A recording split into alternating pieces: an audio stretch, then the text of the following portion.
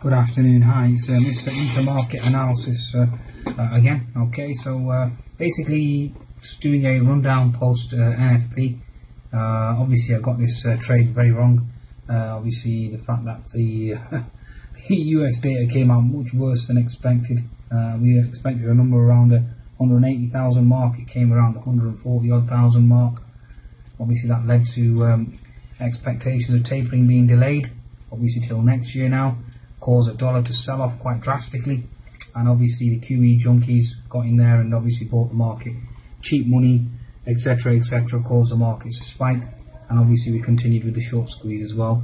And you can clearly see on the S&P chart here, I'll just bring up a chart of the S&P here, which is a 10-minute chart. We've gapped higher, we went gap and go, so we sustained the move higher, and now we're stalling at the moment, and we are creating what we can see here potentially as a potential H&S formation. So just keep an eye on this pattern for now. Obviously you've got an unfilled gap here. There's quite a few unfilled gaps here, unfilled gap below. There's a lot of unfilled gaps left behind, and they act as magnets for price action to be attracted on the downside.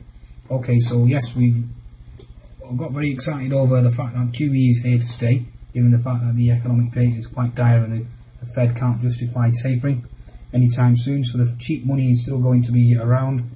Therefore, obviously that's encouraging asset price bubbles such as the Nasdaq, the S&P. But the very interesting thing today now is the fact that the Nasdaq hasn't continued and hasn't sustained the rally.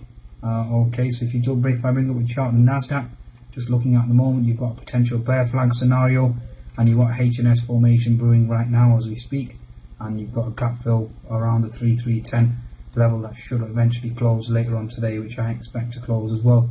Okay, so you've got H&S formation in the 10 minutes now on the S&P. If I go to a 60-minute chart, we've got an upward sloping contracting wedge pattern. Again, that's a bearish signal, not a bullish sign. We've got a potential topping tail there as well. Okay, and the market's consolidating. So we have unfilled gaps below. They all act as magnets. So we should eventually break to the downside. And the fact that, okay, yes, we've had the reaction, or the excited reaction by the market of no tapering till next year, but that is actually negative because it actually means negative growth going forward. Can the stock market really be sustained and continue rallying based on expectations of QE? I think not. Okay, so growth is more important as opposed to cheap money. And how far will cheap money get us? We've tried QE1, QE2, QE3, and they're all failed policies as well. Okay, so again, like I said, unfilled gaps below, symmetrical contracting wedge, gaps below, which should eventually close. 10-minute chart, potential H&S right shoulder formation here, and we should move lower. Okay, now we also have the chart here of the daily chart of the S&P 500, which is very important. I'm just going to bring that up. Hopefully, have a look at this. We've got a daily chart which currently has a topping tail pattern, which is very interesting to observe right now. Let me just bring that over for you.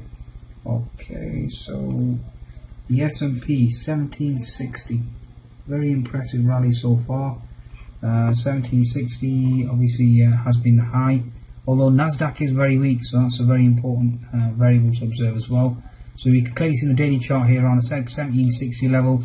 We have a topping tail being formed. Okay, now a topping tail generally means a reversal signal, so that's something that we keep an eye out for as well. So, and also potential doji could be forming on the weekly, based on the fact that the unemployment numbers or employment data wasn't exactly spectacular.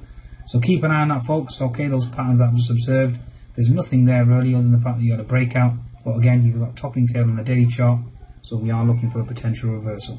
Okay, always remember, risk on, risk off, wax on, wax off. Goodbye now.